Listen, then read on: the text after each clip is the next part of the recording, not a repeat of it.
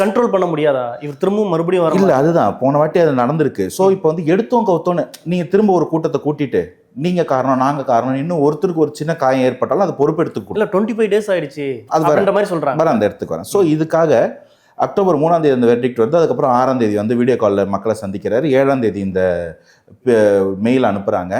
அதை தொடர்ந்து 9ஆம் தேதி போய் கோர்ட்டில் பார்க்குறாங்க. இதில் ஒரு ப்ராப்ளம் எப்படி நடக்குது. இன்னொரு பக்கம் சிஆர்பிஎஃப் வந்து விஜய் சாரோட வீட்டில் வந்து பாம்பு த்ரெட் இருக்கிறதா சொல்கிறாங்க. ஒய்யை ஜெட்டாக மாற்றணுன்ற தேவையை அவங்க முன் வைக்கிறாங்க. இது ரெண்டு ஒரு பக்கம். ஸோ விஜய் சார் அங்கே போகிறதுல ஒரு ப்ராப்ளம் இங்கே இருக்குது. அதனால இந்த நீட்சி இது டைம் ஆகிக்கிட்டே இருக்குது. இதில் வந்து டைம் ஆகிட்டே இருக்கிறது வந்து obviously Vijay sir is not happy. ஏன்னா அவரை பார்க்க வந்த மக்கள் இந்த மாதிரி ஒரு துயரம் நடந்திருக்கு, அவங்கள போய் நேரில் பார்த்து ஆறுதல் சொல்லணும் அவருக்கு இருக்கும். ஆப்வியஸ்லி நம்ம எல்லாருக்குமே இருக்குது. நான்லாம் போயிட்டு வரேன்னா அவருக்கு அது பெருசாக ஒரு தேவை இருக்கும், அந்த மக்களை பார்க்கணும் உடனடியாக. ஆனால் காலம் கடக்குது அப்படின்னும் போது அது வந்து சரி உடனடியாக நம்ம வந்து பார்த்துருவோம், இங்கே சென்னைக்கு வர வச்சு பார்த்துடலாம், நாளைக்கு இது ஃப்ரீ ஆகும்போது திரும்ப கரூரில் மீட் பண்ணலாம், சுற்றுப்பயணம் தொடரும் போது அங்கே பார்த்துக்கலான்னு நினைக்கலாம். ஒரு கண்டிஷன்.